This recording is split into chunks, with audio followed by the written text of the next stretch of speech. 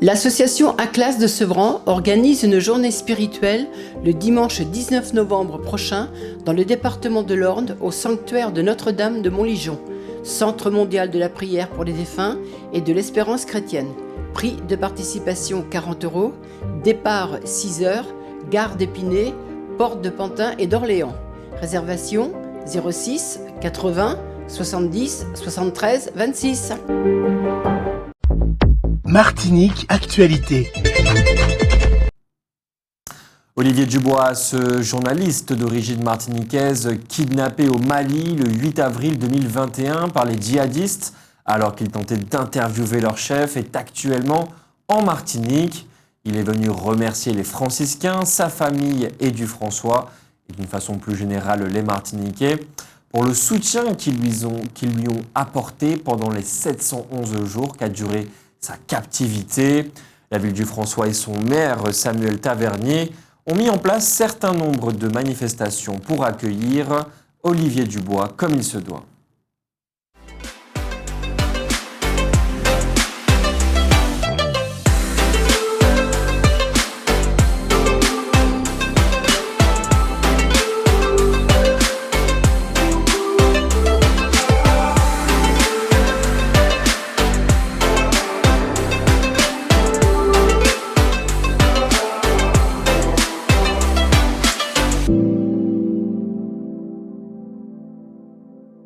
Jeudi, le 7 septembre, de 9 h à midi, sur le front de mer des Trois-Îlets, va se tenir la prochaine étape de la caravane de l'insertion organisée par la mission locale de l'Espace Sud. Au programme de cet événement itinérant, offre d'emploi, rencontres avec des experts en orientation professionnelle, informations sur les services de la mission locale et focus sur les métiers de l'hôtellerie. La collectivité territoriale de Martinique lance 2 appels à projets sociaux. Le premier concerne la création de 3 services d'accompagnement à la vie sociale, SAVS, de 40 places chacun dans n'importe quel secteur géographique de l'île. Le deuxième appel à projet porte sur la création de 2 structures d'hébergement transitoire de 10 places chacun pour adultes en situation de handicap mental en vue de leur permettre de devenir autonomes. Ces structures devront être implantées dans le centre de la Martinique. La date limite de dépôt des dossiers complets est fixée au vendredi 13 octobre 2023 à 12 h, heure limite. Le contenu détaillé de ces 2 avis d'appels à projets, les cahiers des charges ainsi que les éléments constitutifs des dossiers de candidature et les critères de sélection sont récupérables sur demande à la CTM. Dans le cadre du mois du matrimoine, l'Union des femmes de la Martinique propose une manifestation tous les mercredis soirs du mois de septembre pour rappeler la place qu'ont prise les femmes dans l'évolution de notre société. Ça commence ce soir, mercredi 6 septembre, à 18 h au Think Tank à Volga-Plage. Mélodie Moutamal, médiatrice historique et culturelle, proposera le portrait de 5 femmes caribéennes qu'elle qualifie de remarquables: Anna Kaona, Marie Prince, Sanité Belair, Gertrude et Solange Fitt Duval. La MILSEM, mission locale du centre de la Martinique, organise demain jeudi à la Galeria de 8 h 30 à 16 h un grand job dating. Pour sa 7e édition, l'accent sera mis sur l'alternance et la formation pour les jeunes âgés de 16 à 25 ans. L'objectif est bien entendu d'apporter une réponse aux nombreux jeunes qui recherchent une formation ou une entreprise pour un contrat d'apprentissage. Le public sera accueilli dans 3 espaces: un espace apprentissage, un espace formation, un espace orientation et projet professionnel et un espace parrainage et coaching. Outre plusieurs chefs d'entreprise, les jeunes auront l'occasion de rencontrer là de nombreuses structures de formation et de conseil de Pôle emploi. À Paris, un piéton a été mortellement fauché par un automobiliste qui fuyait un contrôle de police ce week-end. Le fuyard a finalement été interpellé. C'est pour éviter ce genre d'accident dramatique que les forces de l'ordre évitent autant qu'elles peuvent de poursuivre les délinquants qui s'enfuient à bord d'un véhicule. L'occasion de rappeler que les policiers martiniquais continuent d'affirmer depuis de longs mois, voire de longues années, qu'ils n'ont pas le matériel nécessaire pour accomplir correctement leur mission face à des délinquants de mieux en mieux armés. Ils réclament également que la justice inflige des peines plus lourdes aux délinquants, notamment à ceux qui étaient munis d'une arme. Le savez-vous, l'Académie de la Martinique est desservie par 228 écoles primaires, 50 collèges, 30 lycées, dont 20 lycées professionnels. Tout le monde en Martinique pensait que la crise du Covid était terminée.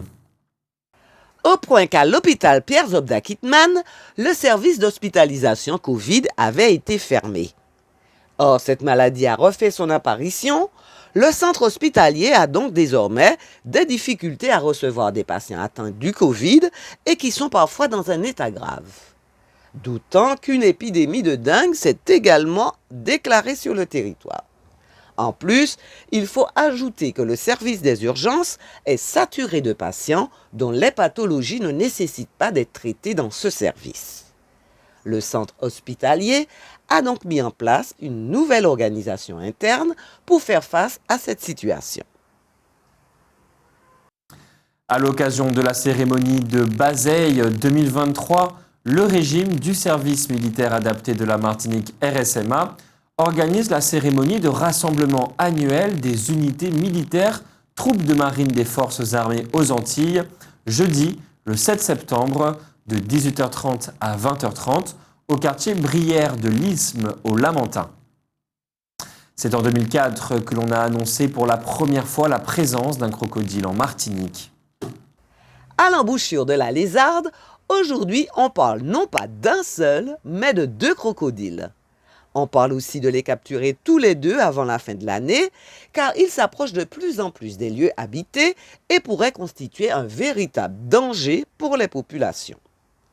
C'est un militaire qui aurait emmené en Martinique ces crocodiles tout petits et qui s'en serait débarrassé en les jetant dans la rivière alors qu'il partait en mission. Mais les petits crocodiles sont devenus grands. Notons que le zoo du Carbet estime qu'il ne sera pas facile pour lui d'accueillir ces animaux dans de bonnes conditions, c'est-à-dire des conditions précisées par la loi, au point qu'il ne sait pas s'il lui sera légalement possible de les recevoir. Des discussions ont actuellement lieu sur ce point entre les différentes structures concernées, notamment la ville du Lamentin. De passage en Martinique, l'évêque de Guyane, le martiniquais Alain Rancet, a co-célébré une messe au Marigot. Il est originaire de la commune voisine de Sainte-Marie où il a pendant longtemps participé à des groupes de prière. Voici en substance la vision que les organisations patronales du BTP ont de leur secteur privé.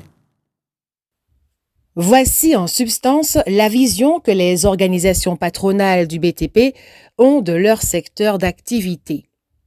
Au début de ce mois d'août, les organisations patronales du BTP et les organisations syndicales de salariés ont signé un accord salarial de branche qui les engageait tous à entrer dans un processus de révision des conventions collectives ouvriers et employés techniciens et agents de maîtrise du BTP.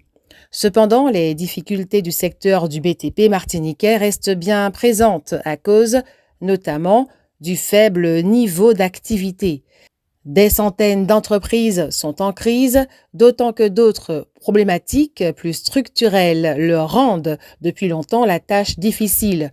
En effet, les délais de règlement de la commande publique et de plusieurs autres secteurs sont exagérément longs et engendrent des difficultés d'autant plus graves que toutes ces instances ne versent jamais les intérêts moratoires dont elles sont pourtant redevables dès lors qu'elles paient en retard. Les problèmes de trésorerie ainsi engendrés sont parfois insurmontable pour les acteurs les plus fragiles.